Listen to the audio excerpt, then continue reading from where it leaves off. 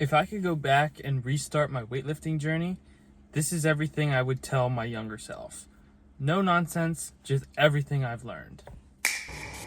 Alright, let's do this. Okay, so before we get into it, I want to show you something.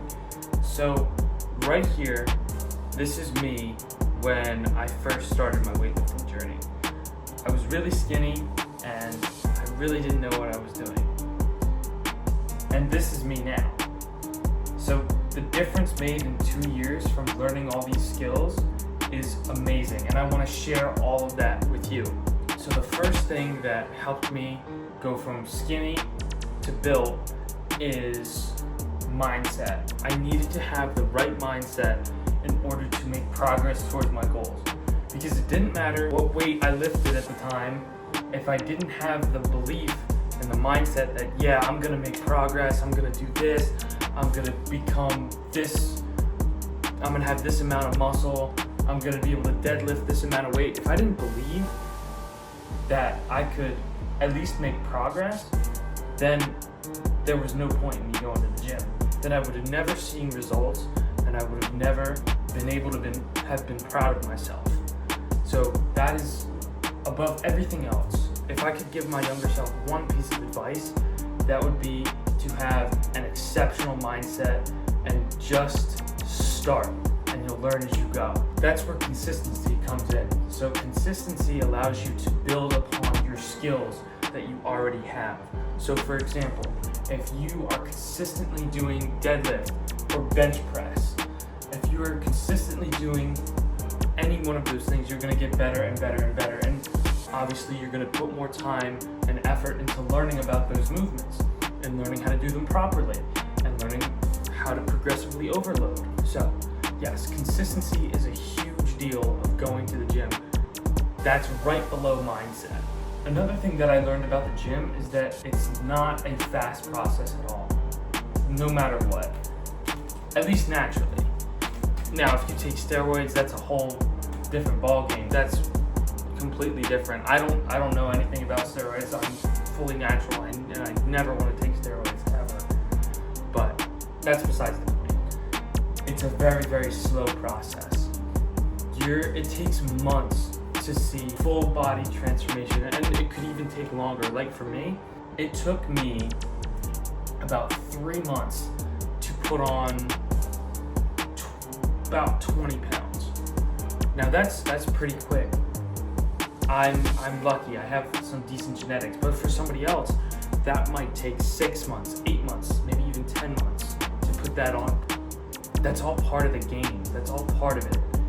You have to be at your own pace in the gym. You cannot compare yourself to somebody else who has way more years of experience than you do, and who might look better than you do and might look bigger than you do. The only reason is because they started sooner and they just know more than you do, which is why I'm explaining all these things that I've learned to fast track your progress so you don't make the same mistakes that I did.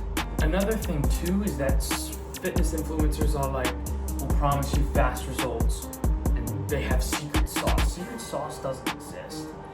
Sure, there's different methods, there's different ways you can do things, but if you don't have the drive, the dedication, and the consistency to be able to push yourself in the gym and continue to show up and work hard, then it doesn't matter.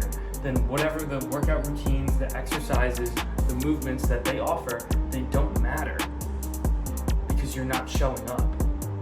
So again, showing up is the number one thing of the gym, regardless of where you are. Complete beginner, show up. Advanced, show up. Elite level, show up. Doesn't matter. It does not matter. The second thing that I want to share with you guys is train smart. Don't just train hard. Now, of course, push yourself in the gym. Go for that extra rep, like when you're struggling and you can't get it up, push through it. Don't drop the weight. But do movements that feel the best for you, and you feel the best squeeze or stretch in wherever. For example, I do seated cable rows. So I'm like this, and I'm pulling the thing like this. Now, I feel a great stretch in my lats, and I feel a great stretch in my lower back as well. Now, somebody could come to me and be like, oh, that's a terrible movement. I hate that movement. This one works better for me. Great. That's how it should be.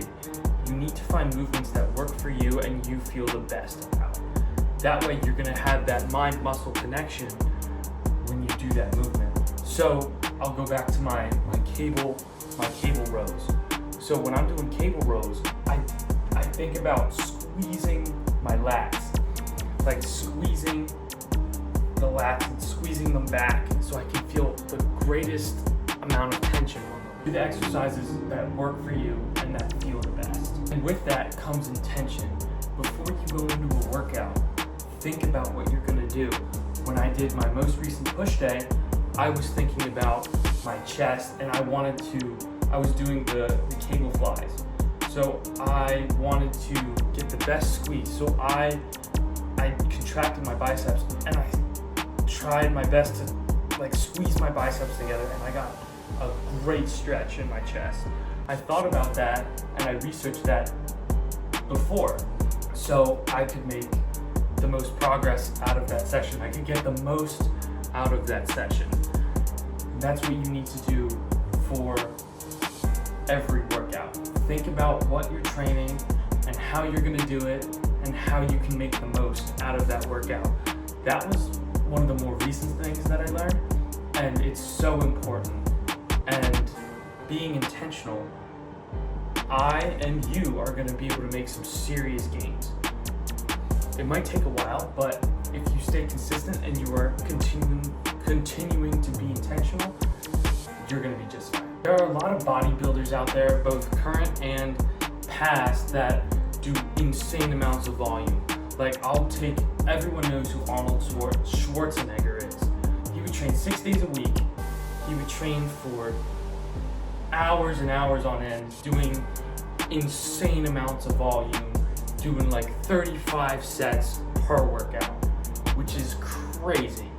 He was also on an insane amount of steroids and gear. Because he was able to recover fast, he could do more things. Now, for a natural bodybuilder, that does not work. More sets and more volume can lead to less recovery and slow down muscle growth. That's another thing that I learned about 4 or 5 months ago, is sometimes less is more. If you're, like I keep saying, if you're intentional with your workouts and you genuinely try and you genuinely push, you're gonna be exhausted for more volume. And then you can go home and recover and do whatever you need to do. And speaking of recovery, that's my next point that I want to get into, is recovery is so important for muscle building. You need to be able to recover, and so that the muscle can develop and the muscle can grow. If you're training 7 days a week, hard as you can, and you're not resting, you're not taking a rest day, you are ruining your growth. I don't care who you are, I don't care how long you've been going to the gym, you need to take rest days. I know it stinks. I hate taking rest days, I really do, because I would love to go to the gym on the rest days, but I stop myself and I'm like, wait, I need to remember that muscle is built through recovery, and especially through sleep. That's when the muscle repair process happens. So if you're not getting good sleep, then you are missing out on gains as well. A lot of people recommend 7 to 9 hours of sleep. I usually get about 8.5, which is the sweet spot for me. Anything above that, I feel tired throughout the day, and I'm just kind of sluggish and slow. So would highly recommend being in that 7 to 9 window range. And if you miss a day of sleep, say you're up late for some reason, or you're out doing something or whatever, it's fine. As long as you overall are getting good quality sleep and you are getting to bed at a half decent time, you're gonna be fine. Also, staying consistent with the times that you go to bed will allow for you to get a better sleep. So, for example, I go to bed at 10:30 usually every night, unless I accidentally stay up late, or I'm at a party with friends and family, but I try and go to bed at 10:30 so my body knows, okay, 10:30 we're gonna shut down, and then we're gonna sleep, and then wake up. On days where you are in the gym and you are not in the gym, it's very important to eat 1 gram of protein per body weight and to drink lots of water, because your muscles are mostly water. If you don't drink enough water, they could cramp up or they could look flat. I had this problem last week actually, where I wasn't drinking enough water and my biceps went flat. And I was so confused. I was like, why do they look so small? Why do they look like that? And I realized, I was like, oh wait, it's because I'm not drinking enough water and I'm dehydrating myself. So that's really, really important that your water needs and your protein needs are taken care of. Now, you can eat protein in many different ways. Great ways are meats such as beef, turkey, ham, or steak. All great options. Or through eggs. Have eggs every morning for breakfast, and I find that's a great way to start my day and get some protein into my system. Or if you're not allergic, you can have fish or seafood. I can't because I'm allergic and I don't want to send myself to the hospital. So just make sure you're getting good protein and you're drinking enough water. Now, you can have some other drinks during the day, but try and limit yourself to mainly water, because you'll see the most results that way. Also, some other good quality foods are peanut butter, which is great with apples. You can eat a pretty good sized serving of peanut butter and get a good amount of protein in. Greek yogurt is another great one. I put that in my smoothies a lot. And potatoes and starchy foods, those are good for muscle building as well. Just anything natural, anything non-processed is gonna get you great results. All right, I wanted to finish it off with some mistakes that I made so that you can avoid these and you don't have to go through what I went through. Okay, all right, so first up, not tracking your calories even when you're bulking. Guys, if you're in a cut, you need to be tracking calories so you know you're not going over your limit and you can cut effectively and efficiently. Even when bulking, for me, for some reason my body responds better to when I track my calories. Like, it's a weird phenomenon. Like, I get bigger when I track my calories because I know exactly what I'm eating. When I didn't track it, my body I wasn't really sure of what I was eating and my body responded to that. Because I didn't know, my body didn't know, if that makes any sense. And this one was a big one. So I'm gonna tell you guys a little story. So back in October of 2023, I started talking to a girl, and over time it started to really stress me out because I didn't really know where it was going. It was kind of a confusing situation, and I got so stressed out about it, I stopped eating. Like, for breakfast, I'd have a little tiny thing of animal crackers, and I could barely finish that. I lost so much weight, it was a huge problem. It probably set me back about 6 months. So, if you are in a stressful situation, get out of it if you can. If not, try and limit the amount of stress that situation provides, because stress is very dangerous for weightlifting, especially if you get stressed out and you can't eat, or even if you get stressed out and you eat more. That can cause you to gain too much weight and put you far off of where you want to be, especially if you're in a cut.